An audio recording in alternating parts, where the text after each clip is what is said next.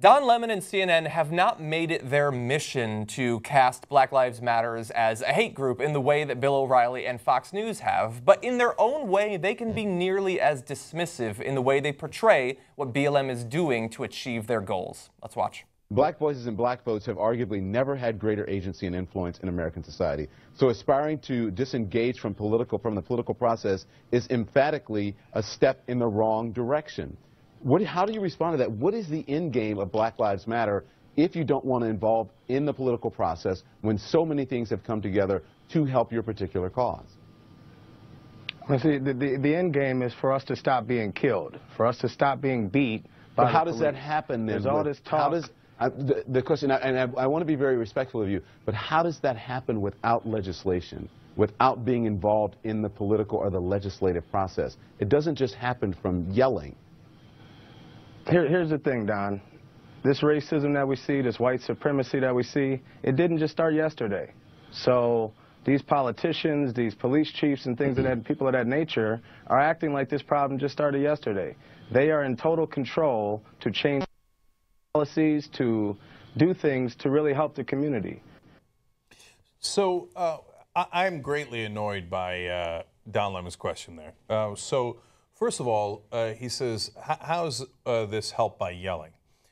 Well, then you could characterize any protest as yelling. You could have said to Martin Luther King, how's all your yelling or dreaming going to help? You know?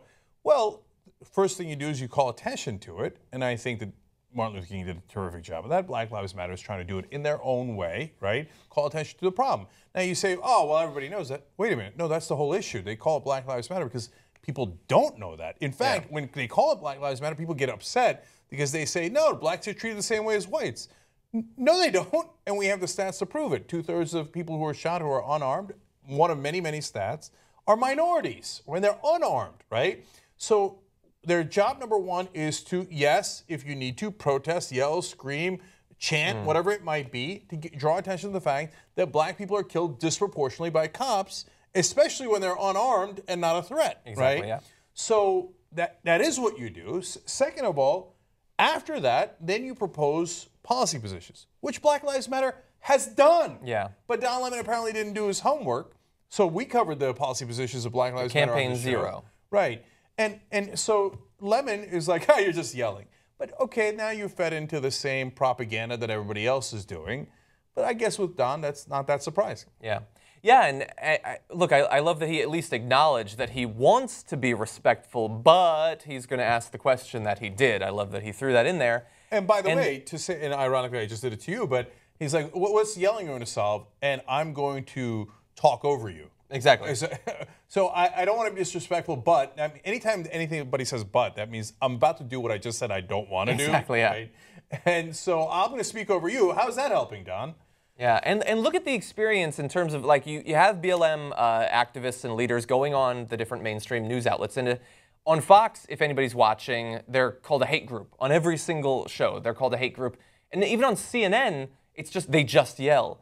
It is so annoying how the Tea Party starts up and immediately gets a level of respect that it has never earned, never deserved.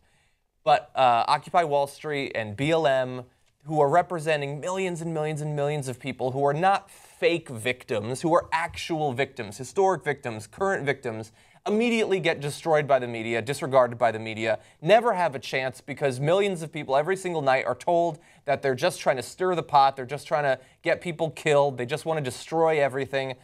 And that's Don Lemon on CNN, effectively. Like, I know he doesn't think that that's what he's doing, but that is what he's doing in the way that he portrays what they are doing. When, as Cenk said, they put out Campaign Zero, they have a list of very specific policies that they want to see implemented, which now allows us in the media to look at the different candidates and say, what would they actually do in terms of these specific policy proposals?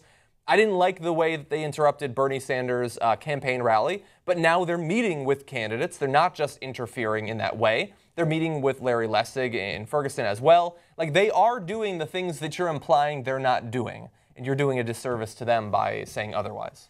JR, was Martin Luther King only polite? Did he only speak of a dream he had where everybody was equal and nobody cared about the color of anybody's skin? I think you're right, because the thing is, during that one speech, the only one he ever gave about about all races holding hands and singing equally, it's because black folks, he wanted them to be willing to hold hands with white people and actually sing together, because they're the ones that are yelling too much. He kept telling everyone, "Can you guys calm down?